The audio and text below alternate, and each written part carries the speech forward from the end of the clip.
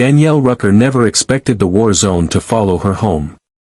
She had been gone from active duty for just under 2 years, having served 12 long, punishing years in the United States Army, most of them in K-9 Special Operations. Her Belgian Malinois partners, Rex and Nova, had become as much a part of her life as her own heartbeat. She trained them, led them through combat zones, and trusted them with her life. Now, home was a quiet 2-bedroom ranch on a sleepy cul-de-sac in Modesto, California. It wasn't much, but she'd bought it with her own money, the VA loan papers still neatly filed in the kitchen drawer. She liked things neat. Tidy. Predictable.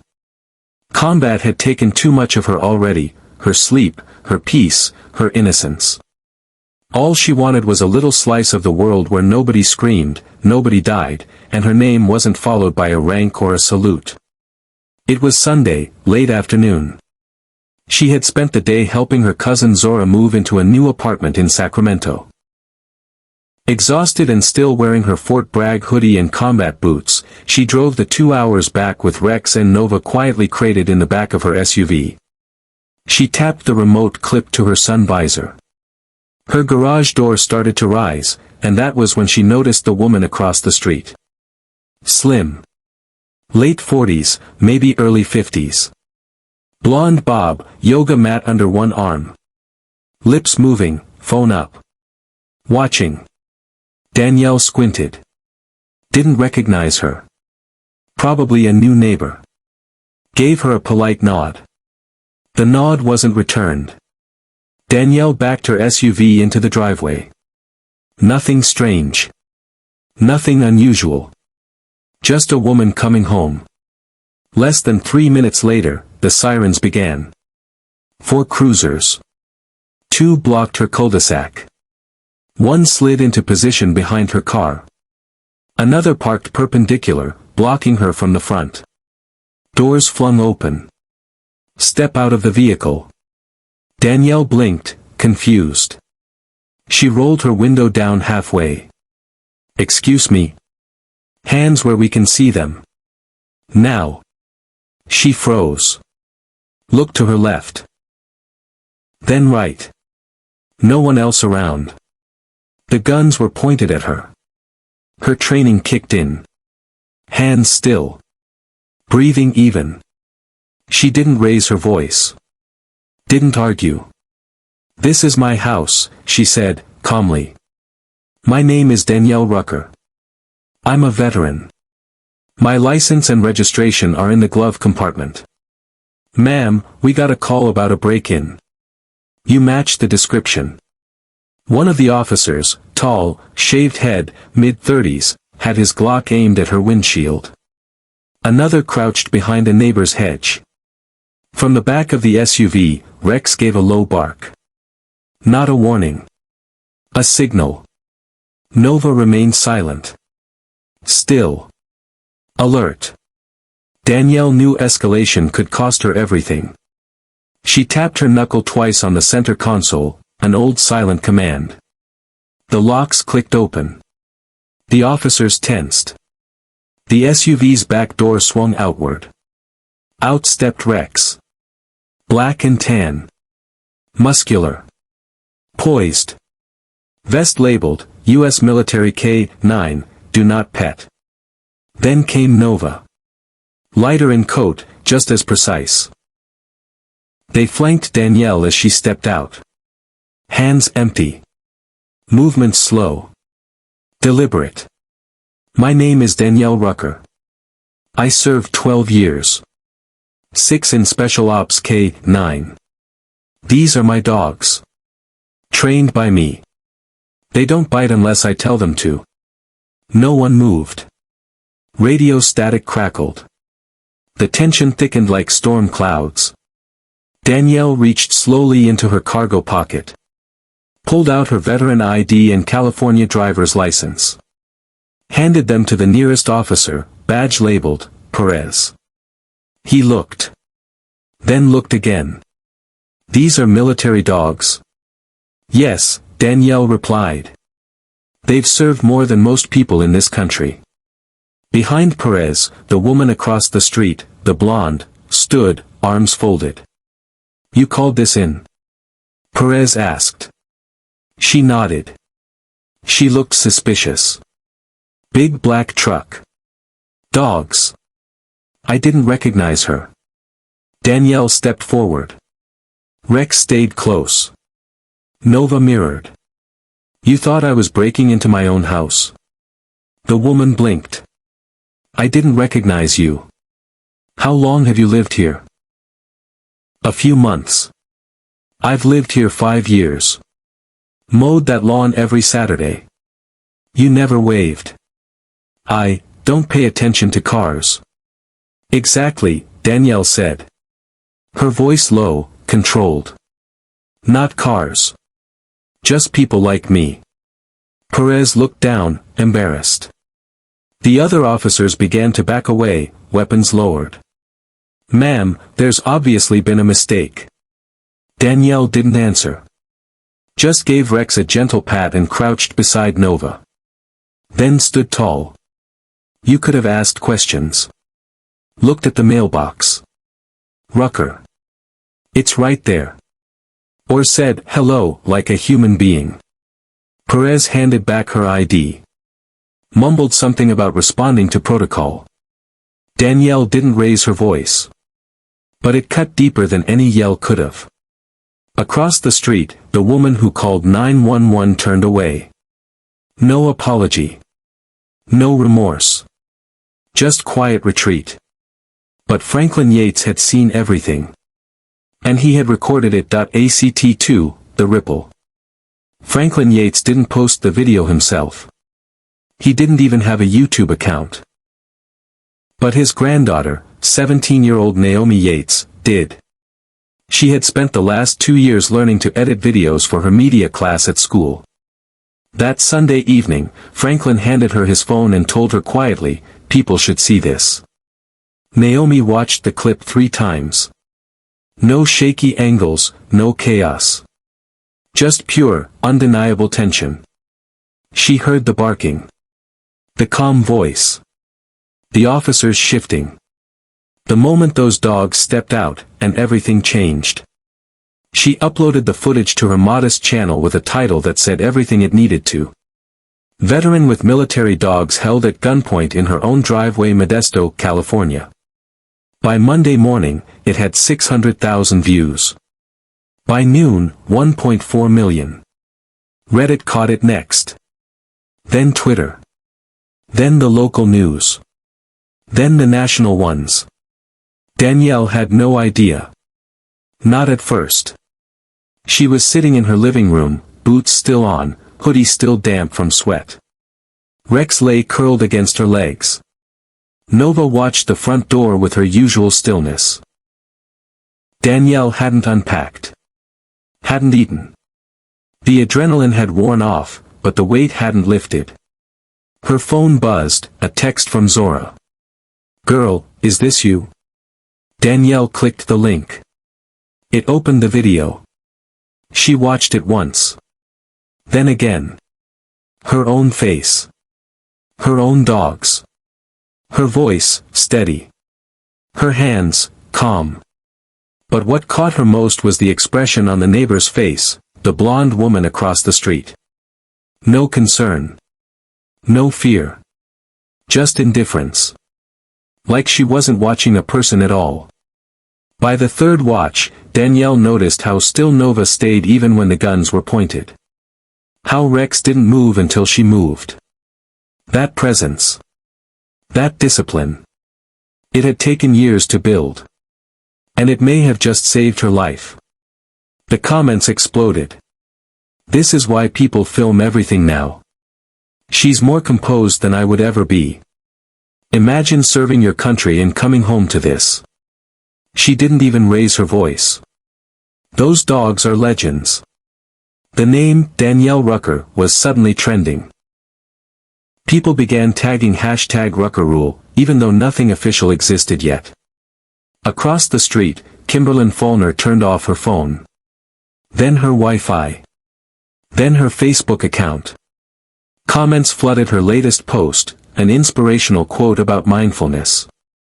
You should have been more mindful when you called the cops on your neighbor. Funny how you work at a wellness spa but couldn't mind your own business. By Tuesday morning, the Modesto Police Department was in damage control mode.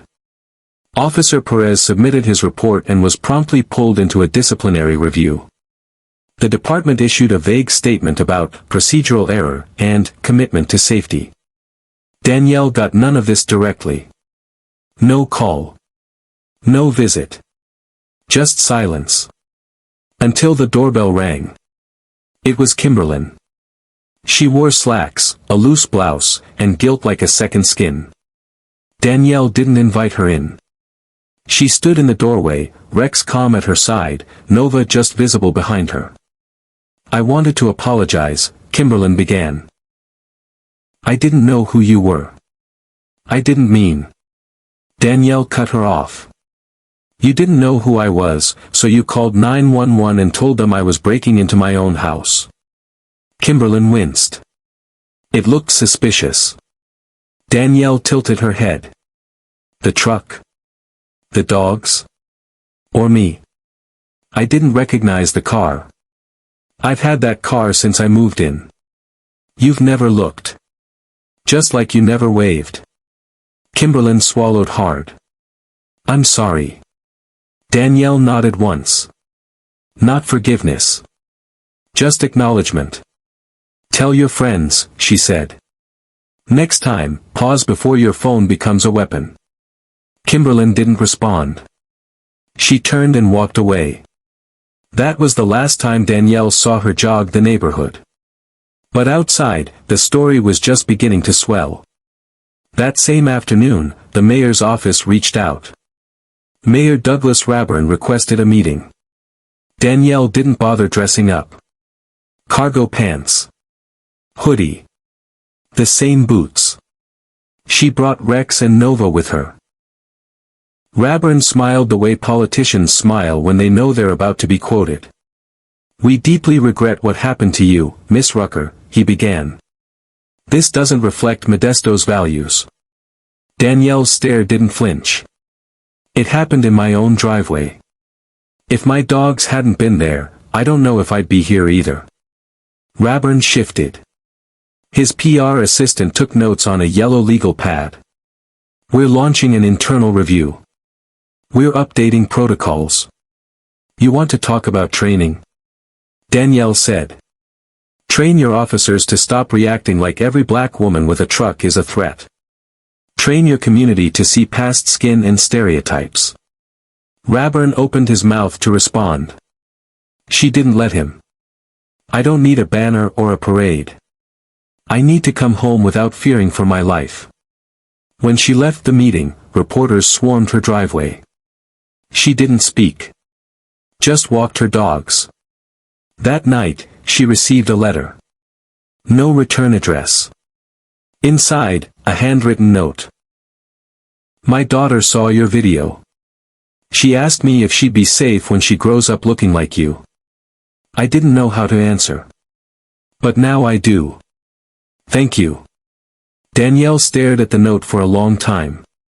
Longer than she stared at any email, headline, or text. It felt heavier than all the noise combined. She still hadn't spoken publicly. Every outlet wanted her, KCRA3, the Sacramento Sentinel, even Good Morning America. She said no to them all. But Zora wasn't having it. If you don't tell your story, someone else will. And they'll mess it up. You already went viral, Danny. Now decide what you're gonna do with it. Danielle didn't want the spotlight. But she wanted something else more, to be understood. To reclaim her voice. She chose a small local web series, Front Porch Stories, run by a woman named Tunny Wren. No lights. No script. Just a mic, a folding chair, and honesty. They filmed in Danielle's front yard. Tunny asked one question. Can you tell me what happened that day? Danielle did. But not just that day. She told her story from the beginning. Her deployments. Her soldiers. Rex's first apprehension. Nova's first bomb detection. The night she lost a teammate in Kandahar.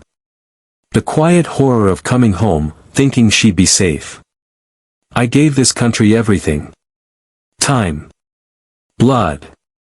Parts of my peace. All I wanted was a patch of grass and a place to walk my dogs. Instead, I got guns in my face. That interview got more views than the original video. Because it was real. Quiet. Unpolished. Danielle didn't yell. Didn't cry. She just spoke.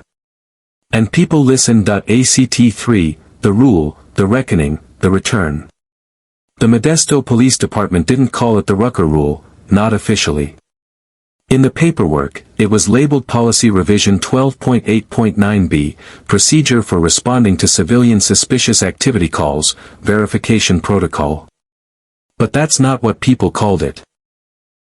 On the ground, in casual conversation, on Reddit threads and Zoom calls between city departments across California, it was the Rucker Rule.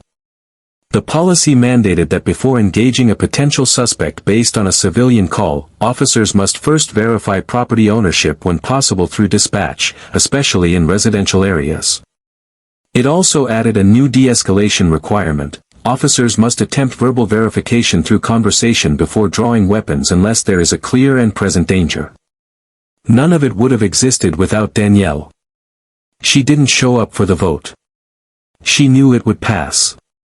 Not because the city had suddenly grown a conscience, but because the eyes of the internet hadn't blinked yet. Instead, she took Rex and Nova to the river trail. No cameras. No mics. Just morning fog and birdsong. She let them run, off-leash for the first time since it all happened. The next night, she did something she hadn't planned. She attended the city's community forum. It was held at John Muir Community Center. Folding chairs. White walls. Lukewarm coffee. Residents. Reporters. Officers in plain clothes. And at the front, 3 microphones for public comment. Danielle sat in the back. Hoodie pulled up. Rex curled at her feet. Nova beneath the chair. She didn't come to speak. She came to make sure no one rewrote the story in her absence. But then, the third person took the mic. An older man with gray temples and a police department badge clipped to his belt. He used words like mutual misunderstanding and communication failure. That's when Danielle stood. The room turned. She walked slowly to the mic, didn't clear her throat. Didn't introduce herself. She just spoke. "Let's be clear," she said. This wasn't a misunderstanding. It wasn't a miscommunication. It was exactly what it looked like, people making assumptions. Dangerous ones. She looked out over the room. "I served this country for over a decade. I handled classified missions, trained K-9 units, carried out bomb threat responses, and saved lives. And I did all that knowing the risk overseas. But I never thought the biggest threat to my life would be pulling into my driveway." A silence spread, taut and electric. They didn't know I was a vet. Didn't know I was a homeowner. Didn't know those dogs were trained to protect, not attack. And that's the point. They didn't know anything. But the guns were out anyway. She inhaled once. Let it out slow. If Rex and Nova hadn't stepped out of that SUV wearing vests that said military, would I be standing here? Would I even be alive? She didn't wait for an answer. We talk about reform. About community trust. About values. But it starts here, with truth. Not public statements. Not PR damage control. Truth. She looked at Mayor Raburn. At Officer Perez, sitting near the wall. "I didn't come here for a parade. I came here because your silence was louder than the sirens that day." Then she turned. And walked back to her seat. No applause. No cheers. Just stillness. And then, one person stood. Then another. Then another. A silent standing ovation, not out of celebration, but acknowledgement. That night, Danielle went home and found 2 envelopes at her door. One was a certified letter from the Department of Defense, an invitation to consult on K-9 training reform for returning veterans. The second was handwritten, no stamp. Inside. Because of you, my daughter asked if she could train dogs like Nova when she grows up. You showed her that strength doesn't need to roar. She read it 3 times. Then she smiled. Weeks passed. The headlines faded. The views slowed. The noise quieted. But the change didn't stop. The Modesto PD added bias training, community liaisons, and even invited Danielle to help consult. She declined the official role, but offered something better. She gave them access to her old training manuals, reworked and modernized. Especially the sections on how to approach people with animals. Franklin Yates passed away 2 months later. Peacefully, in his sleep. At the small memorial, Danielle brought flowers. Naomi hugged her and whispered, "He said you reminded him of the people who used to build things, not tear them down." Danielle didn't cry. But she held that hug longer than expected. 1 year later, on a spring morning, Danielle stood beside Rex and Nova in front of Modesto High School. She had been invited to speak at Career Week. Not as a veteran. Not as a symbol. Just as herself. She told stories. About Nova's nose. About Rex's discipline. About how dogs don't judge who's behind the wheel, they just respond to how you treat them. And after her talk, a girl with curls and big glasses raised her hand. "Miss Rucker," she asked. "Are you scared sometimes?" Danielle smiled. Looked down at her dogs. Then back at the girl. "Yeah. But I don't let it stop me. Because courage isn't the absence of fear. It's what you do in spite of it." The kids clapped. Nova yawned. Rex blinked slowly. Danielle stood a little taller. Not because of recognition. Not because of redemption. But because she was home.